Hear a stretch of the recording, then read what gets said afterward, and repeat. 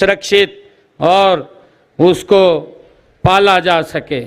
मुझे ये भी खुशी है कि हमें जो आजकल की भागदौड़ हरित क्रांति के पीछे जो हम लगे हुए थे और हरित क्रांति के कारण जो बहुत ज़्यादा उसकी आड़ में पेस्टिसाइड, यूरिया, डीएपी खाद का हमने भरपूर उपयोग किया, तो उसके कहीं ना कहीं गलत असर और उसके हमारे शरीर के ऊपर भी वो दिखाई देने लगे।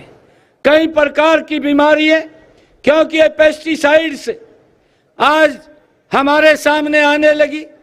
और मेरा आग्रह है कि जब हम पशुपालक की बात कर रहे हैं तो हमें अपनी खेती को भी प्राकृतिक खेती की तरफ ले जाने का भरपूर प्रयास करना चाहिए। मैं आग्रह करूंगा कि इस प्राकृतिक खेती में सबसे ज़्यादा अगर उपयोग कोई है तो ये गौ माता का गोबर हमारी प्राकृतिक खेती में उपयोग होता है और हमें इसका उपयोग करना चाहिए। जैसा अभी हमारे मंत्री जी ने भी बताया कि प्राकृतिक खेती की तरफ अगर हम बढ़ेंगे, हम कम पेस्टिसाइड और खाद का उपयोग करेंगे तो कम बीमारियां होंगी।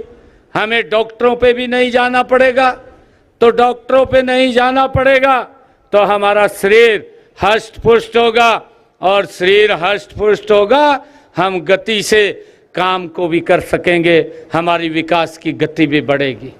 भाइयों, अगर हमारा हष्ट पुष्ट शरीर है, अगर कोई बीमारी आ जाती है तो भाइयों एकदम विकास की गति धीमी पड़ जाती है, रुक जाती है। तो हमें इस बात की भी चिंता करनी चाहिए। आने वाले समय के अंदर हमारी पीढ़ियां सशक्त और मजबूत हो, उसको लेकर के हमें प्राकृतिक खेती की तरफ वो बढ़ना होगा। और जब हम प्राकृतिक खेती की तरफ बढ़ेंगे तो हमने कहा है कि लोग लाइन में लग करके उस सामान को खरीदते हैं जो भी आप उत्पादन करते हैं।